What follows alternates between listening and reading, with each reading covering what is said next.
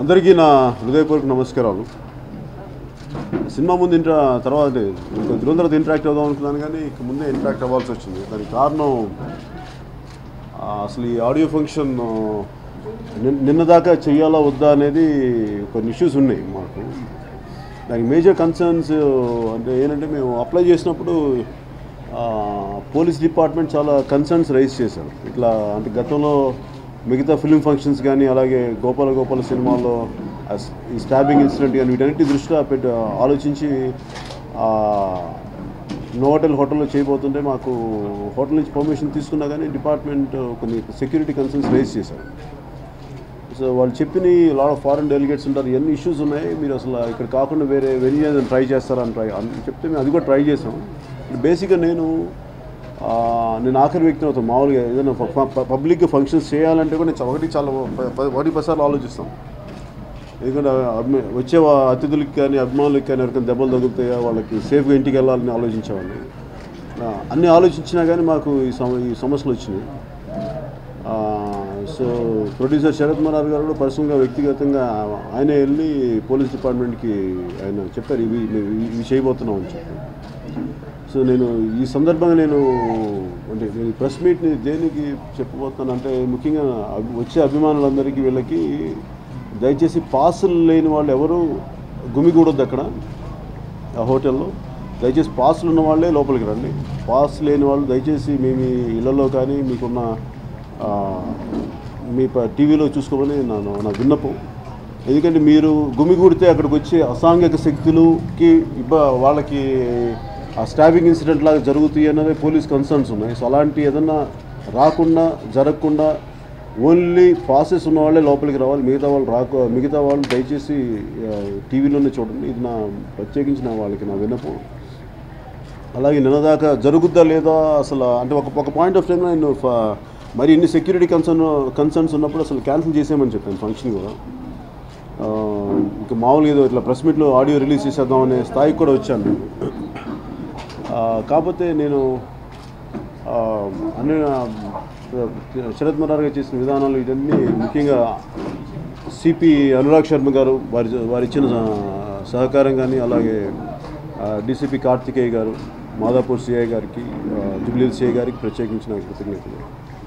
వీటన్నిటికంటే ముఖ్యంగా తెలంగాణ ప్రభుత్వానికి, హరీష్ రావు గారికి, కేటీఆర్ గారికి కూడా మనస్ఫూర్తిగా కృతజ్ఞతలు తెలియజేసుకున్నాను వారి సహకారం అందించినందుకు.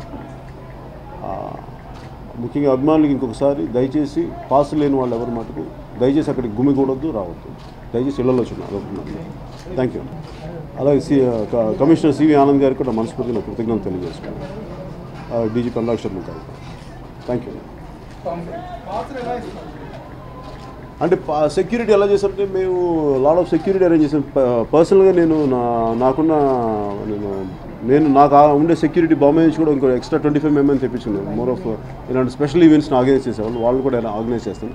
అపార్ట్ ఫ్రమ్ అడిషనల్ పోలీస్ ఫోర్సెస్ని కూడా డిప్లాయ్ చేస్తూ ఉన్నాం. ఎందుకంటే లాట్ ఆఫ్ ఫారెన్ డెలిగేట్స్ అంతా ఉంటారు, వాళ్ళు ఎవరికి ఇబ్బంది కలగకూడదు అని చెప్పేసి. లాస్ట్ టైం నేను జనసేన ఆవిర్భావ సభ కూడా చేశాను, అప్పుడు ఏం జరగలేదు. కానీ మరి ఇప్పుడు కన్సర్న్స్ వేరుగా ఉన్నాయని చెప్పారు డిపార్ట్మెంట్ కూడా.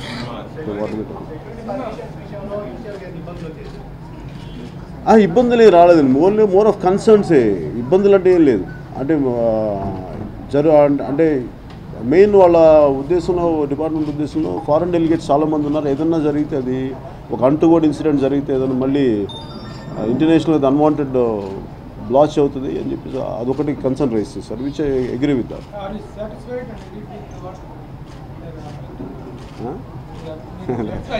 లేదు 100% సాటిస్ఫై. యాక్చువల్గా నిజాం గ్రౌండ్స్లో చేద్దాం అనుకున్నాం, బట్ అదొక అంటే సినిమా ఫంక్షన్ కాస్త ఇటు ఎట్లా టర్న్ అవుతుందో తెలియలేదు. అక్కడ కూడా కొన్ని కన్సర్న్స్ రైజ్ చేశారు, అలా చేద్దాం అనుకున్నాం. కానీ సో వీటన్నిటిని దృష్టిలో పెట్టుకొని కొంచెం కంట్రోల్ అట్మాస్ఫియర్ చేస్తే బెటర్గా ఉంటుంది. ఎందుకంటే నాకు ఆడియో ఫంక్షన్ జరుపుకోవడం నాకు పెద్ద ఇష్టం ఉండదు. ఎందుకంటే చాలా ఒక సెక్యూరిటీ హెడేక్స్ ఎక్కువ ఉంటాయి, దాని బదులు అందరికీ సంతోషం ఉండదు, రకరకాల ఇబ్బందులు ఉంటాయి. కాకపోతే ఏంటంటే ఇలా ఫంక్షన్స్ జరుపుకోవటం అనేది ఒక బేసిక్ ట్రేడ్ నామును ప్లస్ సినిమాని ఒక పొలిటికల్ సభకి మీటింగ్స్ ఎంత ముఖ్యం, ఒక సినిమా సభ కూడా దాన్ని వాళ్ళ సినిమా తాలూకు చెప్పడం అనేది ఒక ట్రేడ్ విధానం అయిపోయింది. వ్యక్తిగతంగా నాకు ఇష్టం ఉన్నా లేకపోయినా కానీ ఒక ట్రేడ్ విధానాలు నేను కూడా దీన్ని ఒక లొంగక తప్పని పరిస్థితులు. యా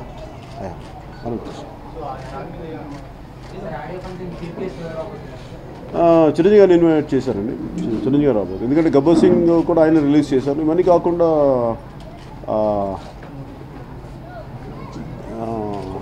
మేజర్గా నేను అనుకుంటే జానీ తర్వాత నేను ఫుల్ ఫ్లెజ్ స్క్రిప్ట్ రాయలేదు.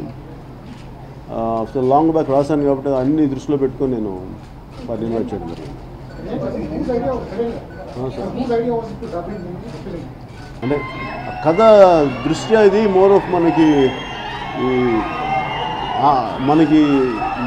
ఖమ్మం ఛత్తీస్గఢ్ బార్డర్లో జరిగే స్టోరీ. అంటే more of Hindi belt feeling ఉంటుంది. దాన్ని బట్టి ఎరోస్ కంపెనీ ఉంది, షేప్ పార్ట్నర్స్, వాళ్ళన్నా నేను డబ్ చేసేది నేను అలౌడ్. నేనా అరే ప్రమోషన్ నాకు తెలియదండి. I don't know exactly to say it. Promotion నేను వెళ్ళి మాట్లాడుతున్నాను అంతగా ఆలోచించలేదు. ఆందోళన మధ్యగా ఇదేమైపోయిందంటే ఇది ఒక సినిమాని రిలీజ్ అవుతుందని చెప్పడం ఒక నెసెసిటీ, ఒక రిక్వైర్మెంట్. దాన్ని డినై చేయలేము దాన్ని. అలా అని చెప్పి అన్ని ఆడియో ఫంక్షన్స్కి మేము అడిగాం. పోలీస్ డిపార్ట్మెంట్ కూడా మన ప్రొడక్షన్ నుంచి అడిగితే మీ పర్టికులర్ సినిమాకి కొంచెం ఇబ్బంది ఎక్కువ ఉంటుంది మా మిగతా సినిమాకి కంటే.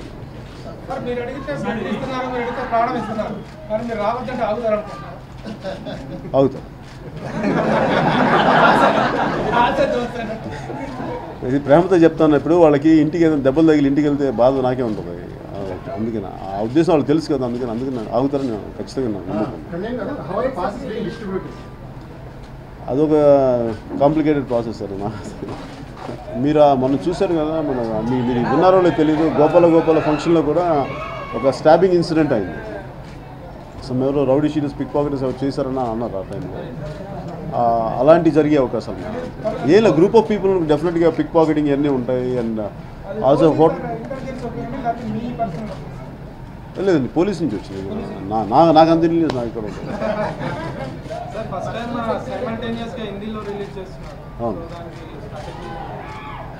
స్ట్రాటజీ ఇట్స్ మోర్ ఆఫ్ మా హిందీ పార్ట్నర్స్ ఎరోస్ చూస్తున్నారు, వాళ్ళు చూస్తున్నారు. ఎవరు ట్వీట్ ఏం చేశారు?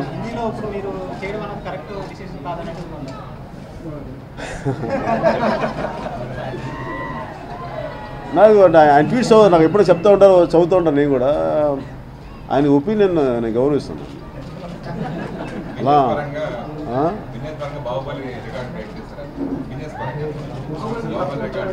నేను ఇప్పుడు దాకా నిజంగా లోపల కూడా నాకు అనుకోను ఇది బ్రేక్ చేయాలనుకోను. ఇంకా సినిమా చేస్తాం, దాన్ని కెపాసిటీ అంతా అంత ఆడుతుంది. దాన్ని కూర్చోబెట్టి ఇంకొక సినిమాతో పోటీ పడాలని కానీ అది ఎప్పుడు నా లైఫ్లో ఎప్పుడు నేను ఆలోచించలేదు కూడా. అది భగవంతుడు వదిలేస్తాను నాకు సంబంధం.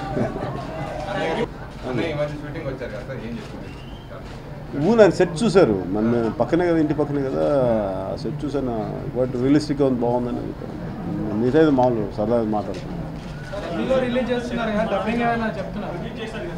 నేను డబ్బింగ్ నేను చెప్పిన ఇంకో నాలాంటి వాయిస్ ఏదో ఉందో వాళ్ళ చేత చెప్పిస్తాను. లేదు నేను పాడలేదు, నాకు అంత గ్రిప్ లేదు హిందీ. సినిమా నా నష్టాలు గురికొని నిలబడాలి కదా, మరి అంత ఖర్చు పెట్టాం. అట్లాగే అంటే అట్లా సినిమాగానే తీసాను తప్ప పొలిటికల్గా జర్నీ చేశానని కానీ అట్లాగే ఆ దృష్టితో చేయలేదు. డైరెక్షన్ చేయను అన్న మొన్న చేయకపోవడం కథ వచ్చినప్పుడు ఉంటుందండి ఎవరితో.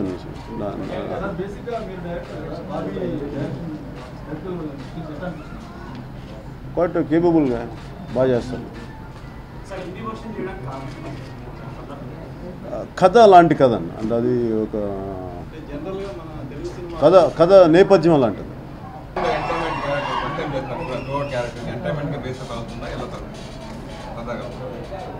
I think it will entertain.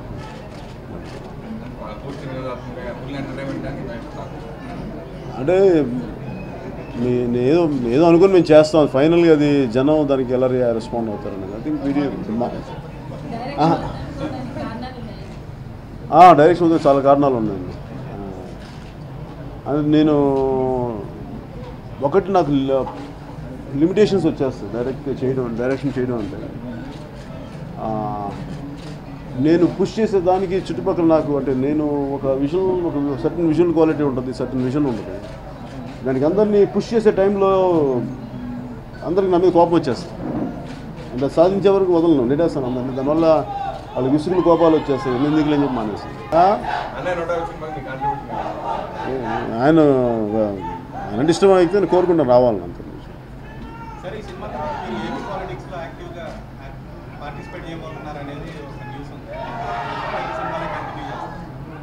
అవును, సినిమా పరిస్థితులు అంటే సినిమా అంటే నాకు రైటింగ్ చాలా ఇష్టం. నాకు అసలు ఈవెన్ సినిమాలు వదిలేసినా కానీ అంటే ఇలా సినిమాలు పాలిటిక్స్ వల్ల వదిలేసామని కాదు. ఈవెన్ నా కరెక్ట్గా ఖుషి తర్వాత ఒక 4-5 హిట్స్ ఉంటే వదిలేసామండి. నేను యాక్చువల్గా ఖుషి తర్వాత 4-5 సినిమాలు చేసి సినిమా ఇండస్ట్రీ వదిలేద్దాం అనుకున్నాను. అది జరగలేదు. అంటే అప్పుడు పాలిటిక్స్ వెళ్ళాలని కాదు నా ఉద్దేశం. కాకపోతే ఏంటంటే నాకు అలసట, నాకు విపరీతం సినిమాలు చేయాలంటే. అంటే ఎక్కువ తప్పని పడతానో తెలియదు కానీ నాకు చాలా అలసటగా ఉండదు సినిమాలు చేయాలి.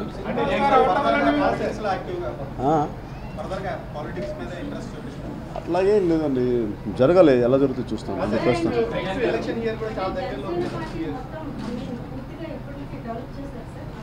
అది నేను పొలిటికల్ మీటింగ్ చెప్తాను. నేను చెప్తాను, ఇది only for film related meeting చెప్తాను. Film related meeting. సినిమాలు చేస్తారంటే ఏమంటున్నారు, రాజకీయాలు ఏంటంటే ఏమంటున్నారు, what Pawan Kalyan is going to do? అదే పొలిటీషియన్ ఆర్ ఫిల్మ్ స్టార్? అదే నాకు కన్ఫ్యూజన్. పాలిటిక్స్ లో పవన్ కళ్యాణ్ గారు ఏదో గుర్తొచ్చినప్పుడు వచ్చి కనిపించి వెళ్ళిపోతున్నారు, కంటిన్యూగా ఉండట్లేదు, కొన్ని సినిమాలు చేసి వివిధ రకాల విమర్శలు మీ మీద ఉన్నాయి. దీనికి మీరు స్పందన ఏంటి? అంటే వెళ్తే పాలిటిక్స్ అది పొలిటికల్ మీటింగ్ చెప్తాను. అది పొలిటికల్ మీటింగ్లో చెప్తాను. ఒక యాక్టర్గా నేను చేయాలా లేదా అనేది నాకు హక్కు ఉంది, కానీ ఇలా చేయాలి అలా చేయకూడదు రూల్స్ ఏం లేవు కదా.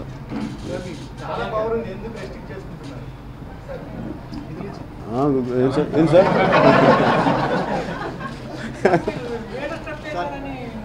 అదే ఏదో ప్రయత్నించాను, అది ఎలా వస్తుంది.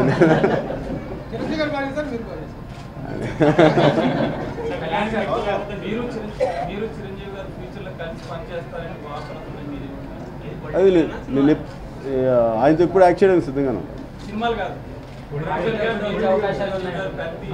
మీరు ఫిల్మ్ జర్నలిస్టా పొలిటికల్ జర్నలిస్టా? లే అంటే అలాగే ఏంటండి, మీరు ఆర్టిస్ట్ పొలిటీషియన్ లేదు యాక్టింగ్. పొలిటికల్ కంటే కూడా మీ ఇద్దరు సినిమాల పరంగా కలిసి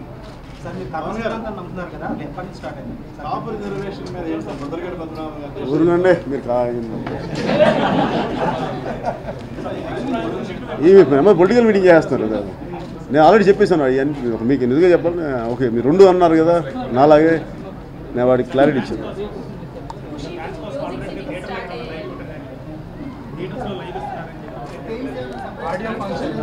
ఇస్తున్నారా అట్లా లేదు.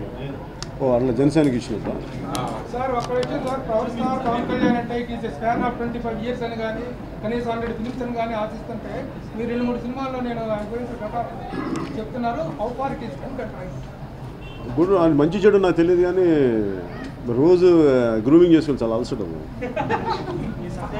మీకు ఈ క్రేజ్ రావడానికి కారణం because you're a powerful and successful star. అలాంటిది నేను సినిమాలు వదిలేస్తున్నానని చెప్పడం వల్ల do you think that you're going to lose that charm? Maybe పోవచ్చు. చూద్దాం. పోయిన తర్వాత మళ్ళీ పవర్ స్టార్లో పవర్ పోయిన తర్వాత ఎలా సార్ బతికుంటాం కదా సార్? మీరు కర్ణ సిద్ధాంతాన్ని నమ్ముతున్నారు కదా, ఎప్పటి నుంచి స్టార్ట్? నేను అలాగే అంత పెద్ద మాటలు తెలియదు సార్ నాకు.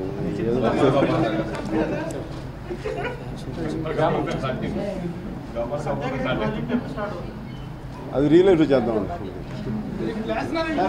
చాలా ఓకే. అలాగే ముఖ్యంగా బయట ఉన్న నా అభిమానులందరికీ మీ గురించే మాట్లాడుతున్న పాస్ లేని వాళ్ళు దయచేసి అక్కడ రావచ్చు, మీరు ఉండండి. సేఫ్గా ఉండాలి, సేఫ్గా ఇంటికి వెళ్ళండి. పాస్టర్ వాళ్ళకి దయచేసి థ్యాంక్ యూ అండ్ జై హింద్. టైం 2 రకాలు, ఒకటి గుడ్ టైం, 2 బ్యాడ్ టైం. అమ్ము నా ప్రాణం. నేను 5th చదివేటప్పుడు తను 3rd క్లాస్లో జాయిన్ అయింది. తను చిన్నప్పుడు చూసినప్పుడు ఎప్పుడూ అనుకోలేదు తను పెద్ద అయ్యాక ఇంత అందంగా తయారవుతుంది.